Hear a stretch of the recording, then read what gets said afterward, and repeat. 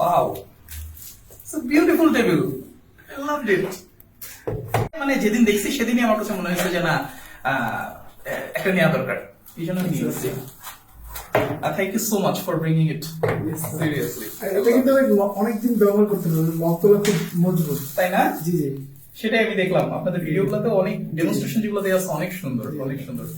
চাইলে সেট করে দেখতে পারেন। Of course, of course. G G, first thing।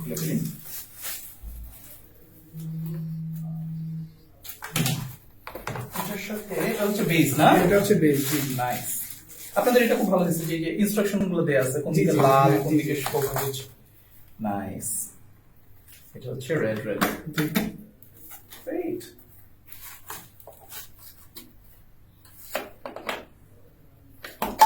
Set করা অনেক ইজি। জি জি, অনেক ইজি। আর সবচেয়ে ইজি মানে ভালো হয়েছে যে এই জিনিসটা অ্যাট লিস্ট স্লিপ করার কোনো স্কোপ নাই। অপশন নাই, ল্যাপটপের জন্য ছোটটা স্কোপে হবে। দারুণ। এখানে কিন্তু দুইটা লক দেয়া, মানে ছোটটা স্কোপে হবে ল্যাপটপের জন্য। ও তাই না?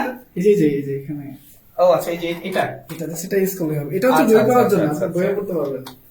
বাহ, একদম ভার্সেটাইল। জি, জি। নাইস। আবার আপনি রোটেট করতে পারবেন ইচ্ছে করলে, ওই যে এই এই বাটনটা। আচ্ছা আচ্ছা, এখানে প্রেস করলে আবার রোটেট করা যায়। বাহ, ট্রাভেলে নিয়ে যাওয়া যাবে, এটা সোফাতে, মেঝেতে সব জায়গায় ব্যবহার করা যাবে। নাইস।